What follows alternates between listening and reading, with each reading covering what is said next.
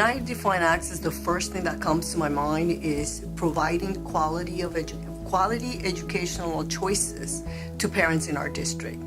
But those quality choices have to meet their particular needs, because not all needs are the same and not all students are the same. It was really allowing students to have that opportunity, students and their parents, for choice, right?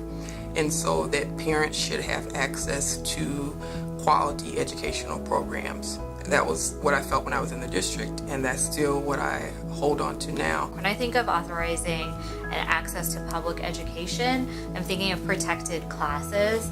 I'm thinking of classes that have been historically discriminated against. So, I mean, I go to your class, so class, race, religion, ethnicity, or nationality, as it were, and sex. And then, of course, there's disability.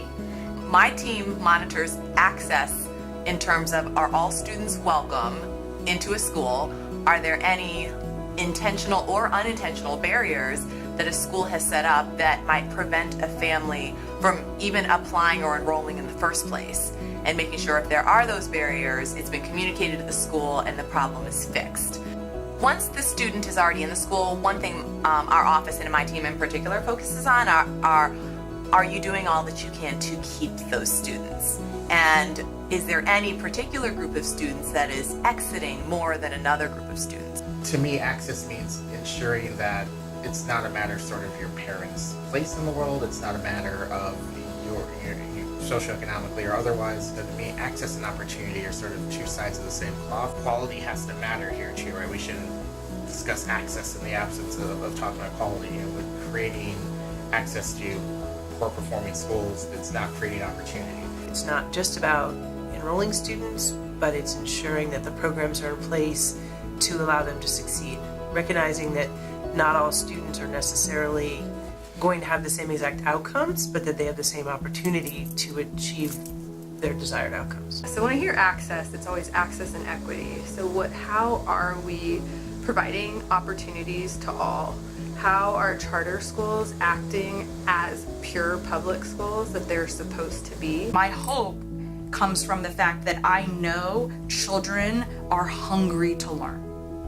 What they need is the opportunity to be able to have the discussion be relevant to them and their experience, and to really feel that it's a safe place for them to exert their voice.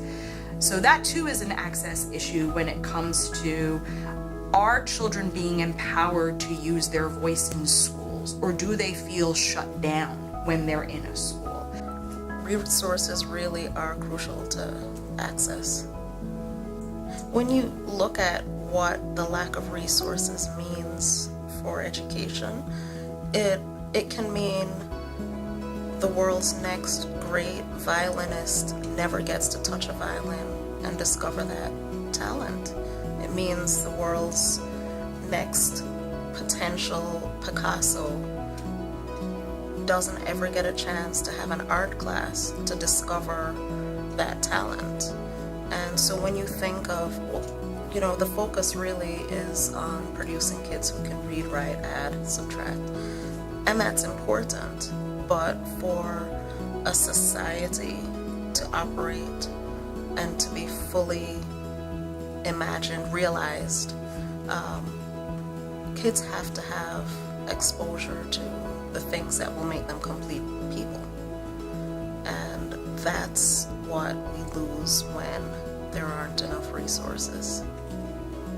When a parent takes a child to a school, it's not just a transactional process. They are leaving one of their most prized gifts. They're entrusting other adults, educators, with the safety, the well-being of their child or children. That school is a part of the child's journey to reach his or her dreams. So on the one hand, when we think about access to what? Access to success in life, access to engagement in civic life, access to one finding his or her voice and sharing it with the world.